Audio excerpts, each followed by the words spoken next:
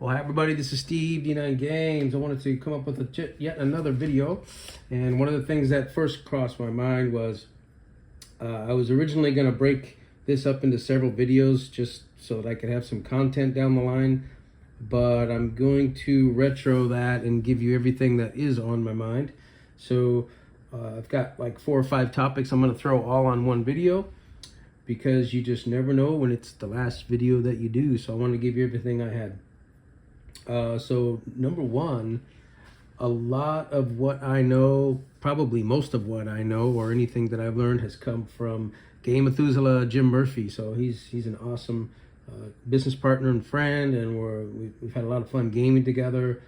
And a lot of what I learned is from him. So I wanted to throw that out there first and foremost. One of the things that I did want to talk about was the blank slate woes. So a lot of times when you're a new game master or you're new to the TTRPG community and you're starting a game, it could really be like a deer in the headlights when it comes to the blank slate of your campaign world or your setting. And just wanted to throw out some encouragement there that if you're patient, it leads to great things. So if you're just patient with it, you take that blank slate, like I've talked about in other videos, you pick a location, whether it's an island or a place along the coast or up in the mountains or underground or whatever the case may be. Just start with something and then throw out some bullet points. And I caution you to not over flesh things out. So just keep things simple. Keep your bullet points basic, because you really want, for reasons that I'll mention later in this video, you really want your players to immerse themselves in your campaign. And one of the best ways to do that is to take some of their ideas and bounce some of their comments off and into your setting and your campaign world. So don't be afraid of the blank slate. It can be pretty gnarly sometimes, but you just want to be patient with it. Start with your location, come up with your bullet points, and in time it makes for more material than you can possibly imagine, and really more than you're going to need. So you just gotta have some faith and trust in that. Speaking of trust, one of the things that I've found over the last few years playing in these TTRPGs is the more you trust your players and the more your players trust you as the game master, the better the game goes. I mean, really, I look around the table, okay, Belvedere, what are you gonna do? And then he says, I want to do this and this and this, and I go, okay, I see 1 degree of difficulty in that, and if he knows personally that he has 2 degrees of ease, that's gonna wash into 1 degree of ease. He's gonna roll and then give me his result. I succeeded, I failed, whatever the case may be, and you just go with it. You don't want to be all crunchy at the table and, hey, why'd you get ease? I just mentioned it was difficulty, blah blah blah blah, because the players know what they're doing. And at the end of the day, if somebody's wrong by a degree, it's not going to break the story. It's not going to do anything to the fun of the game and the game flow. So trust your players, and players trust the game master. If he says you have to make 4 defenses, or you've got to, 4 arrows coming your way, just roll it and make it happen. And nobody's perfect. And if somebody makes a mistake, again, at the end of the day, does it really affect the heartbeat of the story? So if somebody in your group likes to fudge their die rolls, let them do it. Who cares? It's, at the end of the day, they have to sleep with themselves cheating or whatever the case may be. It is what it is. It's just a game. And the beauty of this, like I mentioned with the blank slate woes, is in time you're going to have a absolutely fleshed out, immersive, awesome story, awesome setting, awesome campaign, and years to come you'll remember all the heroic actions and the awesome magical weapons and the almost dying and the killing the bad guy and all that stuff. So trust is a must. Without it, your game might bust.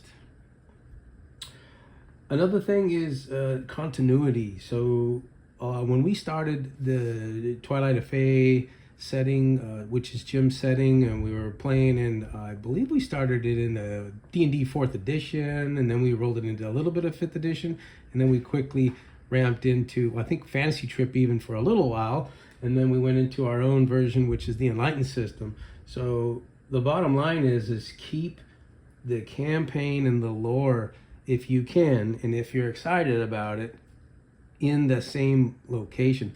We've got maybe 5 years later, and it's pretty exciting to know that the second or third generation from our original characters, the grandchildren of, are now looking at statues of their grandfather and pictures on the mantle and whatever the case may be.